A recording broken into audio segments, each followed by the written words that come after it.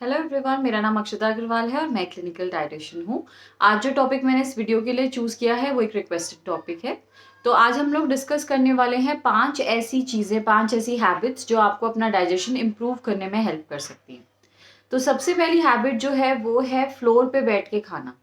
तो यूजुअली पहले जो लोग थे वो लोग ज़मीन पे बैठ के ही खाना खाते थे और इसीलिए उन लोगों को इंडाइजेशन जैसी प्रॉब्लम्स बहुत ही रेयरली होती थी।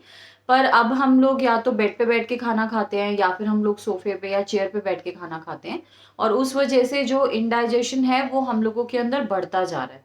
अब नीचे बैठने से होता क्या है कि जब आप आलती-पालती मार के नीचे बैठते हैं, तो ये जो पोज़ीशन होती है बॉडी की, ये ब्लड फ्लो को इम्प्रूव करती है टुवर्ड्स डाइजेस्टिव सिस्टम।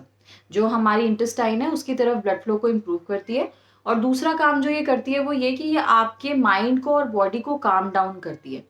अब ज़्यादातर इंडाइजेशन जो है वो स्ट्रेस से भी रिलेटेड हो सकता है, तो इसलिए नीचे बैठने से ये दोनों चीज़ें टैकल हो जाती हैं। ब्लड फ्लो इम्प्रूव होने से डाइजेशन वैसे भी स्ट्रॉन्ग होता है और सेकेंडली काम डाउन हो जाने की वजह से जो स्ट्रेस रिलेटेड आपको इंडाइजेशन हो रहा है, वो भी आपका इम्प्रूव हो जाता है।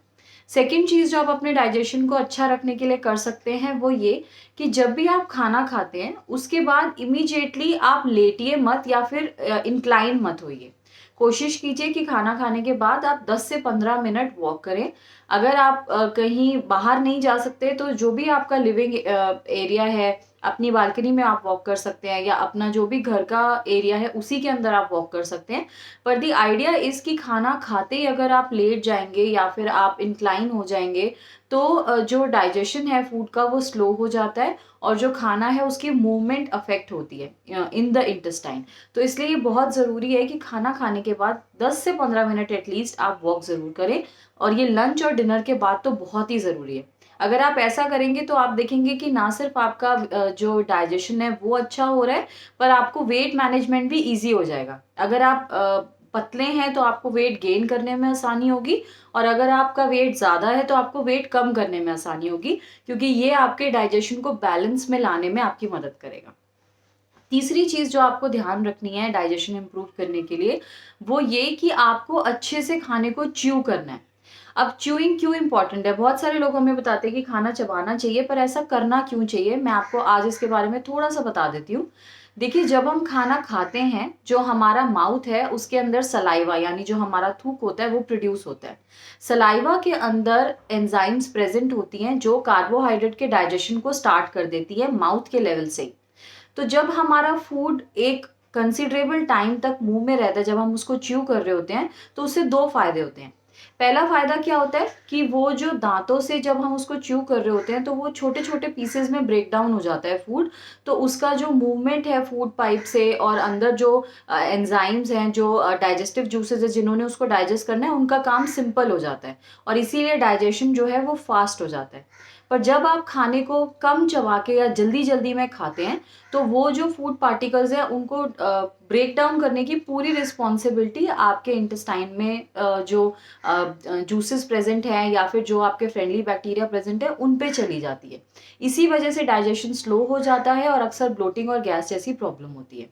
दूसरा फ़ायदा ये होता है खाने को च्यू करने का कि उतने टाइम तक जब खाना मुँह में रहता है और उसपे वो डाइजेस्टिव जूसेस काम करते हैं, तो कुछ हद तक जो डाइजेशन है, प्रोटीन को छोड़ के फैट का और कार्बोहाइड्रेट का दोनों का डाइजेशन कुछ हद तक मुँह के लेवल पे ही स्टार्ट हो जाता है। तो उससे जब वो फूड थोड़ा-सा सेमी डाइजेस्टेड लेवल में अंदर जाता है, तो बॉडी को डाइजेस्ट करना वो और ईज़ी हो जाता है, क्योंकि बाकी का डाइजेशन स्टमक से स्टार्ट होके इंटेस्टाइन में कंप्लीट हो जाता है।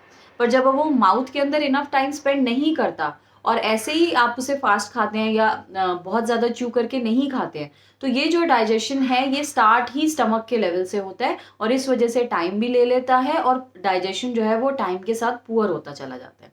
तो इसलिए खाने को च्यू करके खाएँ और आराम से खाएँ, बहुत ज़्यादा जल्दबाज़ी में खाएँगे तो इंडाइजेशन एन्श्योर्ड है। नेक्स्ट जो चीज़ आप अपने डाइजेशन को इम्प्रूव करने के लिए कर सकते हैं, वो है कि पानी किस तरीके से लें। बहुत सारे लोग मेरे से जो पेशेंट्स हैं, वो ये सवाल पूछते हैं कि मैम क्या खाने के साथ पानी पीना चाहिए कि नहीं पीना चाहिए? ये एक बहुत बड़ा क्वेश्चन है। तो इसको मैं यहाँ पे रिप्लाई करती हूँ। 2 चीज़ें हैं पानी के बारे में जो डाइजेशन को एनहांस कर सकती हैं। पहली चीज़ आपको ये ध्यान रखनी है कि जब भी आप खाना खा रहे हैं, अगर उसके इमीडिएटली बाद आप पूरा ग्लास भर के पानी पी लेंगे या पूरी पूरी बॉटल पानी पी लेंगे तो क्या होगा कि स्टमक के अंदर जो एसिड था जिसने हमारे प्रोटीन को डाइजेस्ट करना था वो डाइल्यूट हो जाएगा एकदम से इतना सारा पानी आने की वजह से। तो उससे क्या होगा कि वो जो प्रोटीन है वो सेमी डाइजेस्टेड या अनडाइजेस्टेड पास ऑन हो जाएगा, क्योंकि वो एसिड इतना इफेक्टिव नहीं होगा कि उसको ब्रेक डाउन कर सके या उसको डाइजेस्ट कर सके। तो इस वजह से आपको गैस, ब्लोटिंग और एसिडिटी हो सकती है और आपको इनडाइजेशन रहेगा। गैस बनने की वजह से सर भी आपका दर्द हो सकता है। तो इसलिए बहुत ज़रूरी है कि जब भी आप खाने के बाद पानी पी रहे हैं तो उसको आपने सिप बाय सिप पीना है, ताकि इतना ही पानी आप लें कि आपका मतलब उसको चबाना भी आसान रहे, खाने का पास होना भी आसान रहे, लेकिन इतना पानी ना हो कि वो एसिड को डाइल्यूट कर सके। दूसरी चीज़ जो आपको ध्यान रखनी है वो ये कि जो पानी आप पी रहे हैं उसे भी आप कोसा या गर्म पीजिए, यानी lukewarm to hot water आपने पीना है।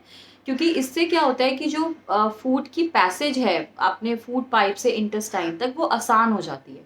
और साथ ही साथ जो हॉट वाटर होता है और लूक वार्म वाटर होता है वो डाइजेस्टिव जूसेस के प्रोडक्शन को बढ़ाता है, तो खाने का डाइजेशन और फास्ट हो जाता है। तो आपने देखा होगा कि जो भी लोग खाने के बाद गर्म पानी पीते हैं उनका बेली फैट नहीं होता और उन लोगों का डाइजेशन भी फास्ट होता है, उनको इनडाइजेशन की प्रॉब्लम्स कम रहती हैं।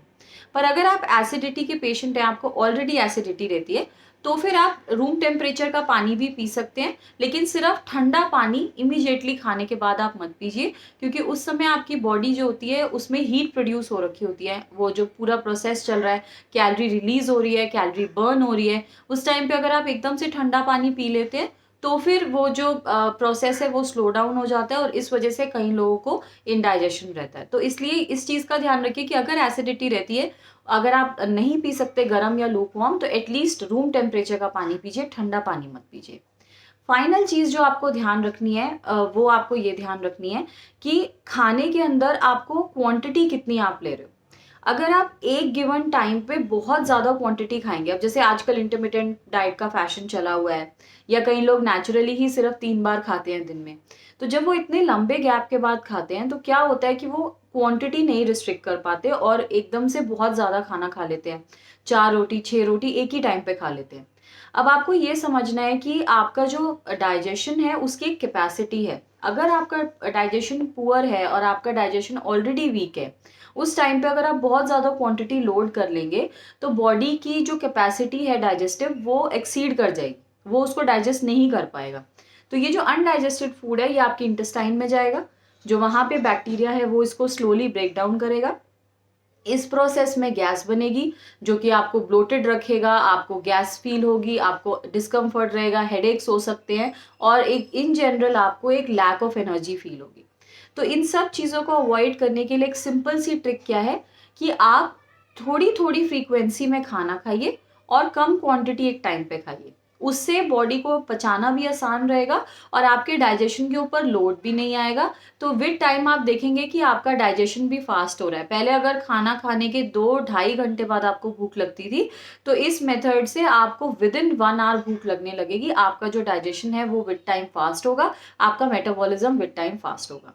तो ये पांचों चीज़ें अगर आप अपनी लाइफ में इनकॉर्पोरेट कर लेते हैं, ये पांचों चीज़ें अगर आप अपने लाइफस्टाइल में इसे ले आते हैं, तो आप विद इन अ मंथ आप अपने डाइजेशन के अंदर चेंजेस देख लीजिएगा कि डाइजेशन आपका कितना स्ट्रांग हो गया है और वही सेम खाना जो आप पहले बिल्कुल नहीं खा पाते थे वो आप कितनी आसानी से डाइजेस्ट कर पा रहे हैं। डाइजेशन के ऊपर मैंने और भी कई डिटेल वीडियोस करे हैं जिसमें मैंने स्पेसिफिक प्रॉब्लम्स को उनके बारे में ध्यान रखते हुए डिटेल वीडियोस बनाए हुए हैं। तो मैं लिंक आपको प्लेलिस्ट का यहाँ डिस्क्रिप्शन में दे दूंगी, वो भी जाके आप देख सकते हैं। अगर किसी पर्टिकुलर प्रॉब्लम का सोल्यूशन आप देख रहे हैं, जैसे IBS है, कॉन्स्टिपेशन है, एसिडिटी है, तो उसमें आपको ये सारी डिटेल्स मिल जाएंगी। अगर आपको कोई और टॉपिक है जिस पे आप चाहते हैं कि मैं वीडियो बनाऊं, तो आप लिंक में डिस्क्रिप्शन में उसको छोड़ दीजिए, कमेंट सेक्शन में। मैं आने वाले हफ्तों में उसको कवर करने की कोशिश करूंगी।